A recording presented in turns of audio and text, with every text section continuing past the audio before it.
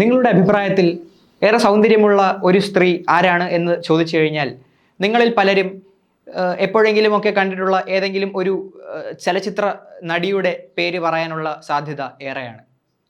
പക്ഷേ സൗന്ദര്യത്തിൻ്റെ അവസാന വാക്ക് എന്ന് അറിയപ്പെട്ടിരുന്ന, സൗന്ദര്യത്തിൻ്റെ ഏറ്റവും മൂർത്തമായ ഒരു സങ്കല്പത്തിൽ അത്രയധികം വശ്യ സൗന്ദര്യത്തോടു കൂടിയ ഒരു ചലച്ചിത്ര നടി ലോകത്ത് ഉണ്ടായിരുന്നു.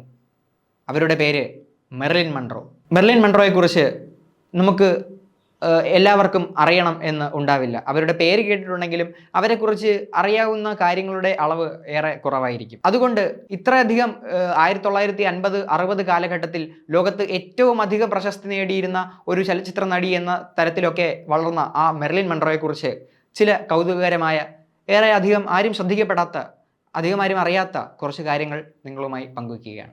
മെർലിൻ മൺറോയുടെ യഥാർത്ഥ പേര്, അവർക്ക് ജനനത്തിൽ കുടുംബാംഗങ്ങൾ ഇട്ട പേര് മെർലിൻ മൺറോ എന്നായിരുന്നില്ല. മെർലിൻ മൺറോയുടെ യഥാർത്ഥ പേര് നോർമ ജീൻ ബേക്കർ എന്നായിരുന്നു. അത് നോർമ ഷെറർ എന്ന് പറയുന്ന അമേരിക്കയിലെ ഏറെ പ്രശസ്തയായ ഒരു സിനിമാ നടിയോടുള്ള ഇഷ്ടം കൊണ്ട് മെർലിൻ മൺറോയുടെ മാതാവായിരുന്ന ഗ്ലാഡിസ് എലി അവർക്ക് ജനനത്തിന് ശേഷം ഇട്ട പേരാണ് ഈ നോർമ ജീൻ ബേക്കർ എന്ന് പറയുന്നത്. അതിനുശേഷം സിനിമാ രംഗത്തേക്ക്, അഭിനയ രംഗത്തേക്ക് കടന്നു വന്നതിന് ശേഷമാണ് ഈ മെർലിൻ മൺറോ എന്ന് പറയുന്ന പേരിലേക്ക് അവരുടെ നാമം മാറ്റിയത്.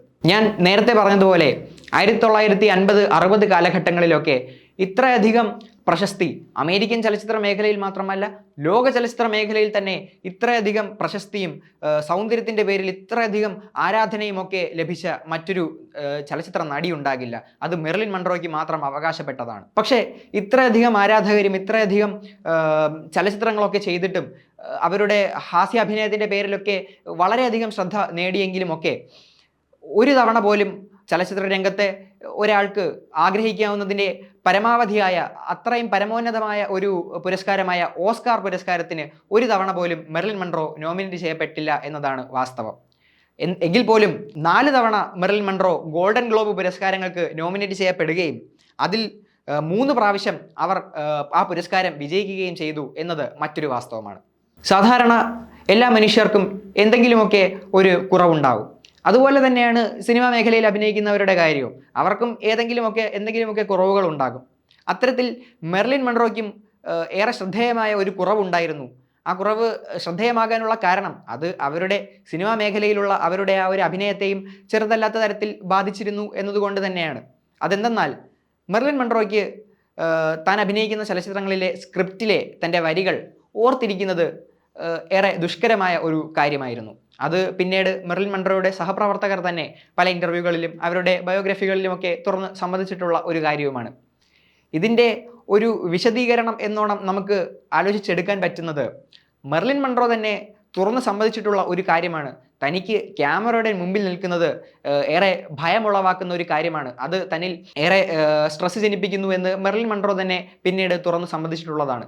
ഈ ഒരു സ്ട്രെസ് കാരണമൊക്കെ തന്നെയാകാം സ്ക്രിപ്റ്റിലുള്ള വരികൾ കാണാതെ പഠിക്കുവാൻ മെർലിൻ മൺറോ പ്രയാസം നേരിട്ടത്. മെർലിൻ മൺറോ 3 തവണ വിവാഹിതയായിട്ടുണ്ട്.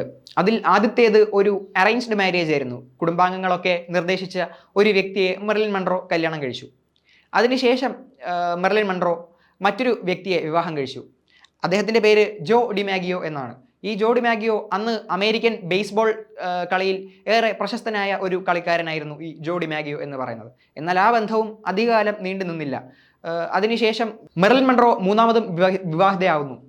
മെർലിൻ മൺറോ 3ാമത്തെ തവണ വിവാഹം കഴിക്കുന്നത് ആർതർ മില്ലർ എന്ന് പറയുന്ന ഒരു ഏറെ പ്രശസ്തനായ അന്നത്തെ അമേരിക്കൻ എഴുത്തുകാരനും നാടകരചയിതാവുമൊക്കെ ആയിട്ടുള്ള ഒരു വ്യക്തിയെയാണ്. അയാൾക്ക് കമ്മ്യൂണിസ്റ്റുകളുമായൊക്കെയുള്ള ആ ഒരു ബന്ധത്തിൻ്റെ പേരിൽ ഏറെ വിവാദങ്ങളിൽ പെട്ടിരുന്നുവെങ്കിലും മെർലിൻ മൺറോ ആർതർ മില്ലറുമായി ഒരു സ്നേഹബന്ധം എന്നും അവർ കാത്തു സൂക്ഷിച്ചിരുന്നു. അപ്പോൾ നമ്മൾ സ്വാഭാവികമായും ചിന്തിക്കുന്ന ഒരു കാര്യമുണ്ട്. ഇത്രയധികം സൗന്ദര്യത്തിൻ്റെ അവസാന വാക്ക് എന്നൊക്കെ പറഞ്ഞ് ആളുകൾ വിശേഷിപ്പിച്ചിരുന്ന മെർലിൻ മൺറോ, ഇത്രയധികം ആരാധകർ സിനിമാ മേഖലയ്ക്ക് അകത്തും പുറത്തുമൊക്കെ ഉണ്ടായിരുന്ന മെർലിൻ മൺറോ, സിനിമാ മേഖലയ്ക്ക് അകത്തുനിന്ന് തന്നെ ഏറെ പ്രപ്പോസലുകളൊക്കെ ലഭിച്ച ഈ മെർലിൻ മൺറോ എന്തുകൊണ്ടായിരിക്കാം ആർതർ മില്ലർ എന്ന് പറയുന്ന ഒരു നാടകരചയിതാവിനെ, ഒരു എഴുത്തുകാരനെ സ്നേഹിച്ച് വിവാഹം കഴിച്ചത്? അതിൻ്റെ ഒരു ഉത്തരം എന്തെന്നാൽ മെർലിൻ മൺറോ ഈ ബുദ്ധിജീവികളായിട്ടുള്ള വ്യക്തികളെ ഏറെ ഇഷ്ടപ്പെട്ടിരുന്നു എന്നതാണ്. അത് അവർ തന്നെ പല തവണ തുറന്ന് സമ്മതിച്ചിട്ടുള്ളതുമാണ്. തനിക്ക് വായനയൊക്കെ ഏറെ ഇഷ്ടമാണെന്നും താനും ഒരുപാട് പുസ്തകങ്ങളൊക്കെ വായിക്കാൻ ഇഷ്ടപ്പെടുന്ന ഒരു വ്യക്തിയാണെന്നും അതുകൊണ്ട് തന്നെ ഇത്തരത്തിൽ പുസ്തകങ്ങൾ എഴുതുന്ന എഴുത്തുകാരെയും അത്തരത്തിൽ സംസാരിക്കുന്ന അത്തരത്തിൽ സംഭാഷണങ്ങളിൽ ഏർപ്പെടുന്ന വ്യക്തികളെയും ഒക്കെ ഏറെ ഇഷ്ടമാണെന്ന് മെർലിൻ മൺറോ തുറന്ന് സമ്മതിച്ചിട്ടുള്ളതാണ്. അതിൻ്റെ ഒരു ഉദാഹരണം എന്നോണം നമുക്ക് ചിന്തിക്കാവുന്ന മറ്റൊരു കാര്യം, മെർലിൻ മൺറോ 1940 കാലഘട്ടത്തിൻ്റെ അവസാനം താമസിച്ചിരുന്നത് ഷെല്ലി വിൻഡേഴ്സ് എന്ന് പറയുന്ന അന്നത്തെ ഒരു അഭിനേത്രിയുടെ കൂടെ തന്നെയായിരുന്നു മെർലിൻ മൺറോയും തൻ്റെ അപ്പാർട്ട്മെൻറ്റ് പങ്കിട്ടിരുന്നത്. പിൽക്കാലത്ത് മെർലിൻ മൺറോയുടെ മരണത്തിനൊക്കെ ശേഷം ഷെല്ലി വിൻഡേഴ്സ് പറയുന്നുണ്ട്, അതായത് മെർലിൻ മൺറോ അന്ന് തൻ്റെ കൂടെ താമസിച്ചിരുന്ന സമയത്ത് തന്നോട് തുറന്നു പറഞ്ഞിട്ടുള്ള ഒരു കാര്യം എന്നാൽ താൻ ഒരു ഏറെ ബുദ്ധിപരമായി തന്നെക്കാളേറെ മുന്നിട്ട് നിൽക്കുന്ന അത്തരത്തിൽ ഒരുപാട് നേട്ടങ്ങൾ കൈവരിച്ച ഒരു ഇൻ്റലക്ച്വലായ ഒരു വ്യക്തിയെ താൻ സ്നേഹിക്കുന്നുണ്ട് എന്ന് തുറന്നു പറഞ്ഞിട്ടുണ്ട് എന്ന് ഷെല്ലി വിൻഡേഴ്സ് സമ്മതിക്കുന്നു. നമ്മൾ ആ കാലഘട്ടത്തെക്കുറിച്ചും 1940 എന്ന് പറയുന്ന ആ കാലഘട്ടത്തെക്കുറിച്ചും മെർലിൻ മൺറോ അന്ന് ജീവിച്ചിരുന്ന ആ സ്ഥലത്ത് അവർ പരിചയപ്പെടാൻ സാധ്യതയുള്ള ആ ബുദ്ധിജീവി ആരാണ് എന്നൊക്കെ നമ്മൾ ചിന്തിച്ചു പോയി കഴിഞ്ഞാൽ നമ്മൾ എത്തിച്ചേരാൻ പറ്റുന്ന ഒരു ഉത്തരം അത് നമ്മളെ ഞെട്ടിപ്പിക്കുന്നതാണ്. അത് ആൽബർട്ട് ഐൻസ്റ്റീൻ ആണ് എന്നതാണ്. പക്ഷേ ഇത്രയധികം സിനിമകളൊക്കെ ചെയ്തിട്ടും ഇത്രയധികം പ്രശസ്തിയൊക്കെ ഉണ്ടായിട്ടും മെർലിൻ മൺറോയ്ക്ക് കിട്ടിയിരുന്ന ശമ്പളം, തൻ്റെ സിനിമകളിൽ നിന്ന് തനിക്ക് കിട്ടിയിരുന്ന വരുമാനം അക്കാലത്ത് അമേരിക്കയിലെ മറ്റ് അഭിനേത്രികളെ വെച്ച് നമ്മൾ താരതമ്യം ചെയ്യുകയാണെങ്കിൽ മെർലിൻ മൺറോയ്ക്ക് വളരെ തുച്ഛമായ ഒരു ശമ്പളം, ഒരു വരുമാനം മാത്രമാണ് സിനിമകളിൽ നിന്നും ലഭിച്ചിരുന്നത്. മെർലിൻ മൺറോ അഭിനയിച്ചിരുന്ന ജെന്റിൽമെൻ പ്രിഫർ ബ്ലോണ്ടേസ് എന്ന് പറയുന്ന ഒരു ചലച്ചിത്രത്തിൽ അവരുടെ കൂടെ അഭിനയിച്ച ജെയിൻ റസൽ എന്ന് പറയുന്ന ഒരു അഭിനേത്രിക്ക് കിട്ടിയതിനേക്കാൾ 10 തവണ കുറവ് ശമ്പളം മാത്രമാണ് ആ സിനിമ ചെയ്തതിന് മെർലിൻ മൺറോയ്ക്ക് കിട്ടിയിട്ടുള്ളത്. ഞാൻ നേരത്തെ പറഞ്ഞതുപോലെ 1940-50 കാലഘട്ടത്തിലൊക്കെ ഒരു മനുഷ്യന് ജീവിതകാലത്ത് ആഗ്രഹിക്കാൻ സാധിക്കുന്നതിൻ്റെ ഏറ്റവും ഉയർച്ചയിലുള്ള അത്രയധികം പ്രശസ്തി നേടിയിട്ടുണ്ടായിരുന്നുവെങ്കിലും മെർലിൻ മൺറോയ്ക്ക് തൻ്റെ വ്യക്തി ജീവിതത്തിൽ ചില പ്രശ്നങ്ങളും ഉണ്ടായിരുന്നു. അത് മാനസികമായി തന്നെ തളർത്തുന്ന കുറച്ചു മാനസിക പ്രശ്നങ്ങളായിരുന്നു എന്ന് പിൽക്കാലത്ത് മെർലിൻ മൺറോയുടെ സഹപ്രവർത്തകരും അവരുടെ സൈക്യാട്രിസ്റ്റുമൊക്കെ തുറന്ന് പറഞ്ഞിട്ടുള്ള കാര്യങ്ങളാണ്. അതായത് മെർലിൻ മൺറോയുടെ ആ ഒരു കുടുംബത്തിൻ്റെ ഒരു ചരിത്രം നമ്മൾ പരിശോധിക്കുകയാണെങ്കിലും മാനസിക പ്രശ്നങ്ങളാൽ എല്ലാ കാലത്തും അലട്ടപ്പെട്ട ഒരു കുടുംബമാണ് മെർലിൻ മൺറോയ്ക്ക് ഉണ്ടായിരുന്നത് എന്ന് നമുക്ക് മനസ്സിലാകും. അതിൻ്റെ ഉദാഹരണം മെർലിൻ മൺറോയുടെ മുത്തശ്ശി, അതായത് മെർലിൻ മൺറോയുടെ മാതാവിൻ്റെ അമ്മ ആത്മഹത്യ ചെയ്യുകയാണ് ഉണ്ടായത്. അതിനുശേഷം മെർലിൻ മൺറോയുടെ മാതാവ്, ഞാൻ നേരത്തെ പറഞ്ഞ ഗ്ലാഡിസ് എലി, അവർ മെർലിൻ മൺറോയുടെ ആ ഒരു മരണത്തിൻ്റെ സമയത്തൊക്കെ ഈ ഗ്ലാഡിസ് എലി എന്ന് പറയുന്ന മെർലിൻ മൺറോയുടെ മാതാവ് റോക്ക് ഹെവൻ കാലിഫോർണിയയിലുള്ള ഒരു കുറച്ച് ആഡംബരമായ എന്നാൽ ഒരു മാനസിക ആശുപത്രി, ആഡംബരമാണെങ്കിലും ഒരു മാനസിക ആശുപത്രിയിൽ ചികിത്സ നേടിയിരുന്ന ഒരു സമയത്താണ് മെർലിൻ മൺറോ മരണപ്പെടുന്നത്. ഒരിക്കൽ അവരുടെ മാതാവായ ഗ്ലാഡിസ് എലിയോട് ഒരു ഇൻ്റർവ്യൂവർ ചോദിക്കുന്നുണ്ട് മെർലിൻ മൺറോയെക്കുറിച്ച്. അപ്പോൾ ആ ഗ്ലാഡിസ് എലി പറയുന്നത്, ഞാൻ മെർലിൻ മൺറോ എന്ന പേര് കേട്ടിട്ട് പോലും ഇല്ല എന്നാണ്. അവർക്ക് സ്കിസോഫ്രേനിയ പോലെയുള്ള വലിയ ഒരു മാനസിക പ്രശ്നം നേരിട്ടിരുന്ന ഒരു വ്യക്തിയാണ് ഗ്ലാഡിസ് എലി എന്ന് പിന്നീട് അവരെ ചികിത്സിച്ച സൈക്യാട്രിസ്റ്റ് തുറന്നു സമ്മതിച്ചിട്ടുണ്ട്. നമുക്കറിയാം അക്കാലത്ത് പല സെലിബ്രിറ്റികളും നേരിട്ടിരുന്ന ഒരു വലിയ പ്രശ്നം ഈ പാപ്പരാസികളെ കൊണ്ടുള്ള ആ ഒരു ശല്യമായിരുന്നു. അതിനെ നേരിടാൻ വേണ്ടി മെർലിൻ മൺറോ കണ്ടുപിടിച്ച ഒരു സൂത്രം പിന്നീട് ശ്രദ്ധേയമായി. അതെന്തെന്നാൽ മെർലിൻ മൺറോ തനിക്ക് തന്നെ മറ്റൊരു പേരിട്ട് മറ്റൊരു വേഷവിധാനത്തിലൊക്കെ പുറത്തിറങ്ങി നടക്കാൻ തുടങ്ങി. മെർലിൻ മൺറോ തനിക്കിട്ട ആ ഒരു പേര് സെൽഡ സോങ് എന്നായിരുന്നു. ഒരു കറുത്ത കണ്ണടയും ധരിച്ച് ഒരു വിഗുമൊക്കെ വച്ച് പുറത്തിറങ്ങി നടക്കാൻ തുടങ്ങി. ന്യൂയോർക്കിൽ ജീവിച്ചിരുന്ന ആ ഒരു കാലത്ത് ആളുകൾ മനസ്സിലാക്കാതിരിക്കാൻ വേണ്ടി അത്തരത്തിലൊരു രൂപഭാവം അവർ സ്വീകരിക്കുകയാണ് ഉണ്ടായത്. പിൽക്കാലത്ത് അവരുടെ സൈക്യാട്രിസ്റ്റ് പറഞ്ഞത്, സിനിമയുടെ ഈ ഒരു കെട്ടുപാടുകളിൽ നിന്നൊക്കെ വേറിട്ട് നിന്നുകൊണ്ട് ഒരു സാധാരണ വ്യക്തിയുടെ ജീവിതം നയിക്കാൻ വേണ്ടി ആയിരിക്കണം മെർലിൻ മൺറോ ഈ സെൽഡ സോങ് എന്ന് പറയുന്ന നാമം സ്വീകരിച്ച് അത്തരത്തിൽ ജീവിച്ചത് എന്നാണ്. ഇത്രയധികം സമ്പത്തും പ്രശസ്തിയും ഒക്കെ ഉണ്ടായിരുന്നിട്ടും മെർലിൻ മൺറോ തൻ്റെ സഹപ്രവർത്തകരെ പോലെ ഒരുപാട് ഭവനങ്ങളും ആഡംബര കെട്ടിടങ്ങളും ഒന്നും മെർലിൻ മൺറോയ്ക്ക് സ്വന്തമായി ഉണ്ടായിരുന്നില്ല. അവരുടെ ജീവിതകാലത്ത് ആകെ ഒരു ഭവനം മാത്രമേ സ്വന്തം പേരിൽ മെർലിൻ മൺറോയ്ക്ക് ഉണ്ടായിരുന്നുള്ളൂ. അത് കാലിഫോർണിയയിലെ ബ്രെൻറ്റ്വുഡിൽ അത്ര ആഡംബരമൊന്നുമില്ലാത്ത, അവരുടെ ആ ഒരു സമ്പത്തിൻ്റെ നിലയൊക്കെ വെച്ച് നോക്കുകയാണെങ്കിൽ അത്രയധികം ആഡംബരമൊന്നുമില്ലാത്ത ഒരു ഭവനമായിരുന്നു.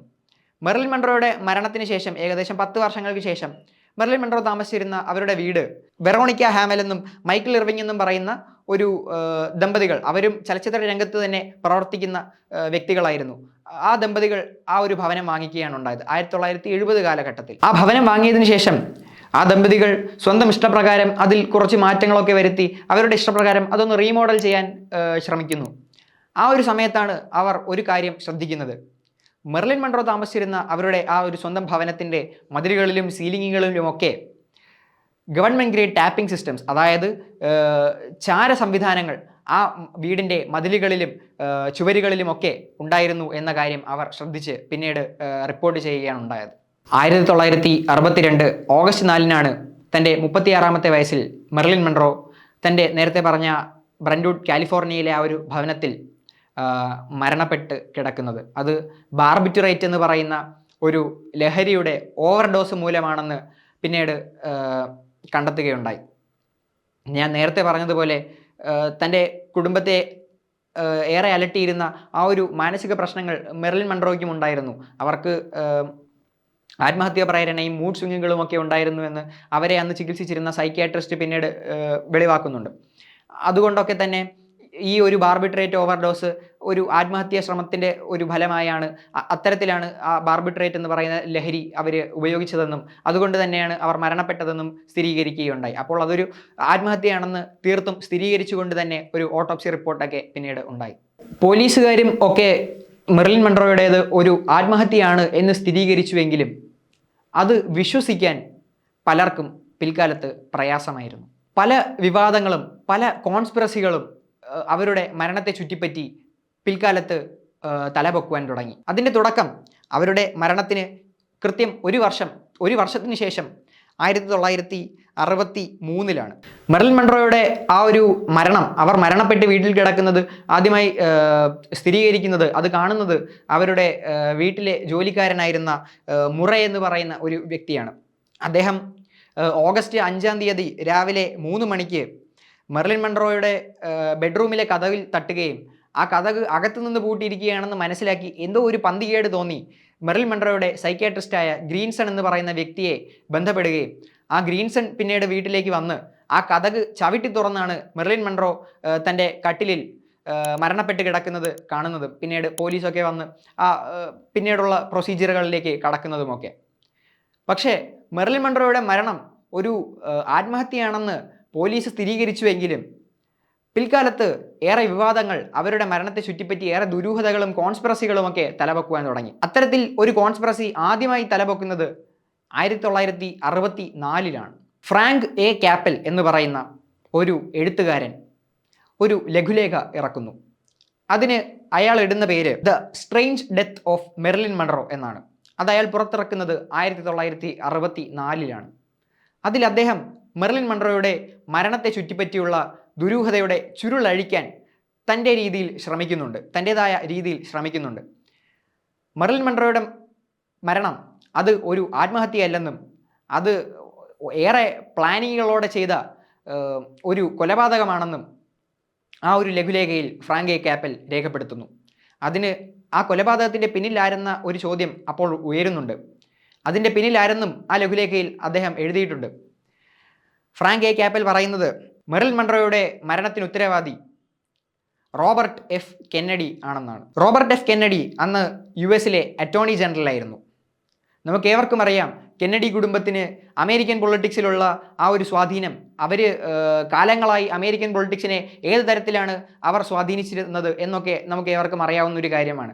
മെർലിൻ മൺട്രോയ്ക്കും അമേരിക്കൻ പ്രസിഡൻ്റായിരുന്ന ജോൺ എഫ് കെന്നഡിയും റോബർട്ട് എഫ് കെന്നഡി, അദ്ദേഹത്തിൻ്റെ സഹോദരനായിരുന്ന റോബർട്ട് എഫ് കെന്നഡിയും ഒക്കെ നല്ല ഒരു സ്നേഹബന്ധമാണ് ഉണ്ടായിരുന്നത്. ജോൺ എഫ് കെന്നഡിയുടെ ഒരു ബർത്ത്ഡേ പാർട്ടിയിൽ ഏറെ പ്രശസ്തമായ ഒരു സ്യൂട്ടൊക്കെ ധരിച്ചുകൊണ്ട് മെർലിൻ മൺട്രോ വന്ന് ഹാപ്പി ബർത്ത്ഡേ എന്ന് പറയുന്ന ഗാനം ആലപിക്കുന്നത് പിൽക്കാലത്ത് ഏറെ പ്രശസ്തമായ ഒരു കാര്യമാണ്. ഫ്രാങ്ക് എ കാപ്പൽ തൻ്റെ ലഘുലേഖയിൽ പറയുന്നതനുസരിച്ചാണെങ്കിൽ മെർലിൻ മൺട്രോയ്ക്ക് ഈ റോബർട്ട് എഫ് കെന്നഡി എന്ന് പറയുന്ന അന്നത്തെ US അറ്റോർണി ജനറലുമായി ഒരു സ്നേഹബന്ധമുണ്ടായിരുന്നുവെന്നും ആ ഒരു ബന്ധത്തിനെ പറ്റി പുറം ലോകം അറിയാതിരിക്കുവാൻ വേണ്ടിയാണ് കെന്നഡി കുടുംബം അവരെ ഏറെ കൃത്യമായി വധിച്ചതെന്നും ആണ് ഫ്രാങ്ക് എ കാപ്പൽ ആ ലഘുലേഖയിൽ പറയുന്നത്.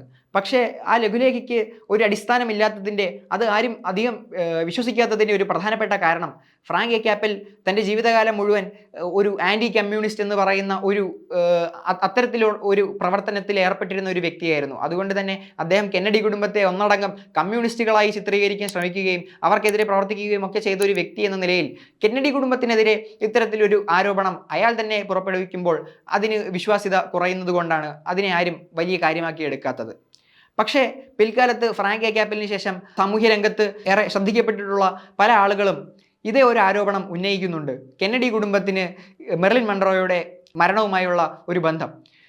അതിൽ ചിലർ പറയുന്നത് മെർലിൻ മൺറോ ഒരു 3 വർഷക്കാലത്തോളം റോബർട്ട് എഫ് കെന്നഡിയെ വിവാഹം കഴിച്ച് ജീവിച്ചിരുന്നുവെന്നും അത് പിന്നീട് പുറം ലോകം അറിയാതിരിക്കുവാൻ വേണ്ടി ആണ് അവർ വളരെ കൃത്യമായി മെർലിൻ മൺറോയെ കൊലപ്പെടുത്തിയതുമെന്നും ഒക്കെയാണ്. പിന്നീട് ഒരു കൂട്ടർ പറയുന്നത് ഈ കെന്നഡി കുടുംബത്തിന് അമേരിക്കൻ പൊളിറ്റിക്സിലുള്ള ആ ഒരു സ്വാധീനം കാരണം ഈ അമേരിക്കൻ പൊളിറ്റിക്സിന് അകത്തുള്ള ആളുകൾ തന്നെ അന്നത്തെ FBI-യെയും CIA-യെയും ഒക്കെ ഉപയോഗിച്ചുകൊണ്ട് മെർലിൻ മൺറോയെ വധിക്കുകയും അതിനെ ഈ കെന്നഡി കുടുംബവുമായി ബന്ധിപ്പിച്ചുകൊണ്ട് അവരുടെ ആ സ്വീകാര്യത കുറയ്ക്കുവാൻ വേണ്ടി അങ്ങനെ ഒരു ഓർക്കസ്ട്രേറ്റ് ചെയ്ത ഒരു മരണമായിരുന്നു മെർലിൻ മൺറോയുടേത് എന്നും ഒരു കൂട്ടർ പറയുന്നുണ്ട്. 1982 മറ്റൊരു അഭ്യൂഹം കൂടി തലവെക്കുന്നുണ്ട്. സ്പെറിഗ്ലിയോ എന്ന് പറയുന്ന ഒരു എഴുത്തുകാരൻ ഒരു പുസ്തകം എഴുതുന്നു. അതിൻ്റെ പേര് മെർലിൻ മൺറോ മർഡർ കവറപ്പ് എന്നായിരുന്നു. അതിൽ അദ്ദേഹം പുതിയൊരു ആരോപണം ഉന്നയിക്കുന്നുണ്ട്.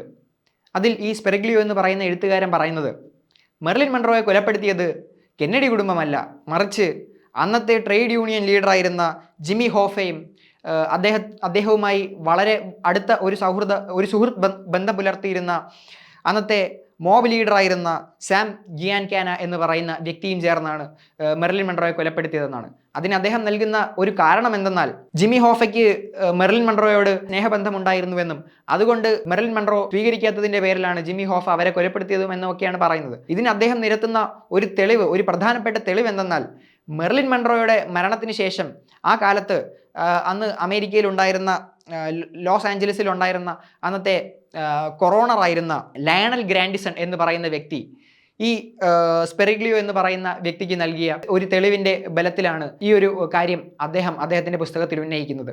ആ തെളിവ് എന്തെന്നാൽ ആ കൊറോണർ പറയുന്നത് മെർലിൻ മൺറോയുടെ ശരീരത്തിൽ അനേകം മർദ്ദനമേറ്റതിൻ്റെ അനേകം പാടുകൾ ഉണ്ടായിരുന്നുവെന്നും എന്നാൽ അതൊന്നും പുറം ലോകം അറിഞ്ഞില്ല എന്നതും ഒക്കെയാണ് തെളിവ്. ഈ ജിമ്മി ഹോഫയാണ് മെർലിൻ മൺറോയുടെ കൊലപാതകത്തിന് പിന്നിൽ ഉണ്ടായിരുന്നത് എന്നതിന് തെളിവായി സ്പെറിഗ്ലിയോ പറയുന്നത്. പക്ഷേ ഇതൊക്കെ തന്നെയും വെറും കോൺസ്പിറസികളും അഭ്യൂഹങ്ങളുമായി തള്ളിക്കളയുകയാണ് ഉണ്ടായത്. ഇന്നും മെർലിൻ മൺറോയുടെ മരണം ഒരു ആത്മഹത്യ എന്നുള്ള തരത്തിൽ തന്നെയാണ് എല്ലാവരും വിശ്വസിക്കുന്നത്. അത് തന്നെയാകണം വാസ്തവവും. ഞാൻ നേരത്തെ പറഞ്ഞതുപോലെ മെർലിൻ മൺറോ 3 തവണ വിവാഹം കഴിച്ചിട്ടുണ്ട്.